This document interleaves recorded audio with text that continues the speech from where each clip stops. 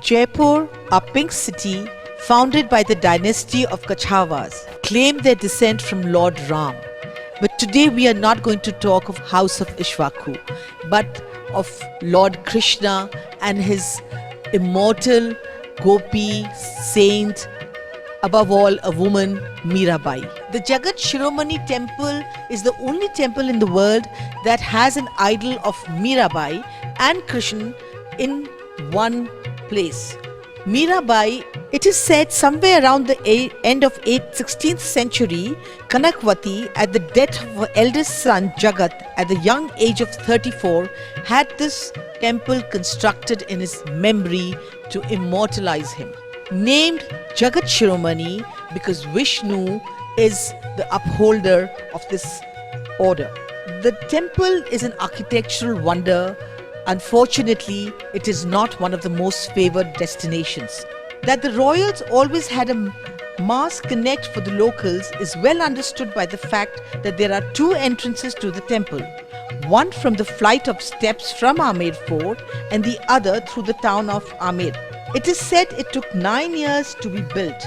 Like the Jain temple, this too has a beautiful torrents at the entrance made from one architecture is a happy cocktail of Mughal, Jain and Hindu style. The Jagat ShrimoniTemple is also known for its architecture, as few structures of the temple like the elephants at the entrance, believe it or not, are made with single marble stone.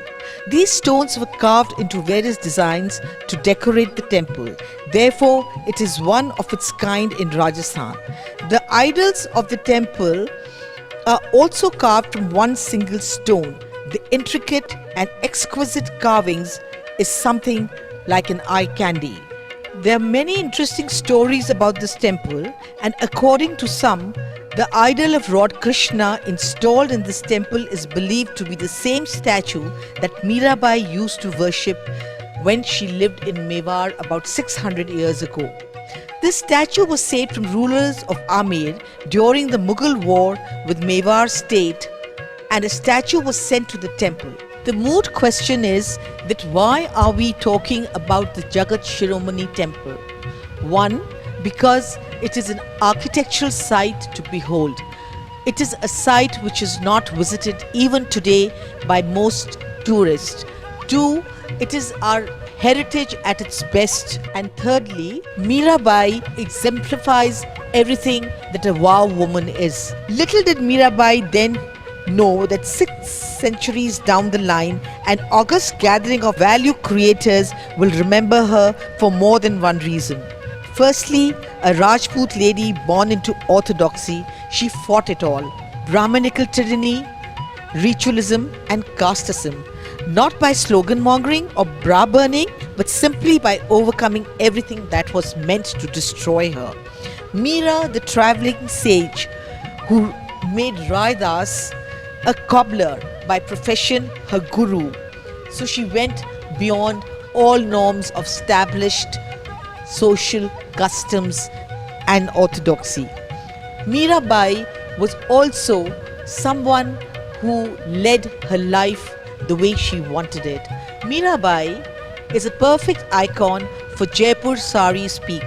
Always clad in a sari, a white sari at that, because she had become a young widow. She traversed this earth in that one cotton sari of hers. Also, Mirabai is someone who stood for human values, for a woman's natural rights, and she, through her bhajans dedicated to Krishna, the Dark One as she called him, recontextualized the Hindu scriptures. And today we recall her with pride, a woman who imparts great vigor to our psyche and sunshine to our souls. As we move into the new normal, it is imperative that we resort to responsible tourism that generates greater economic benefits for local people, enhances the well-being of communities, improves working conditions of everyone, such as heritage communities, residents and local businesses, so that the environmental impact on fragile cultures is minimized. As we talk of responsible tourism, it is equally important in the new normal to talk of responsible fashion. Think about it. To create one pair of blue jeans, 1800 gallons of water are needed to grow enough cotton for one pair. Another study says a pair of denim jeans requires 7,600 liters of water to make it through the produce line.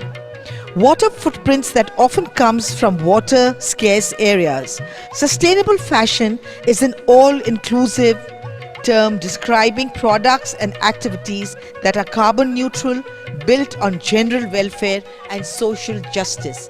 So go handloom and go vocal for local. A quick recall how our ancestors in this Thar desert used water to the minimum and did water harvesting, which we all need to go back to. Another must-see destination near Jaipur is Chand Bawri, about 90 kilometers from here in the district of Dosa. Built in 800 AD, it's a step well and supposedly the largest and the deepest step well. The three sides of the Bawri have geometrical double flight of steps, and on the fourth there are balconies which are supported by pillars. It may attract more tourists than the Jagat ShrimoniTemple, but in the context of today's world, it is important we bring center stage water conservation, and Chand Bawri is a living example of it.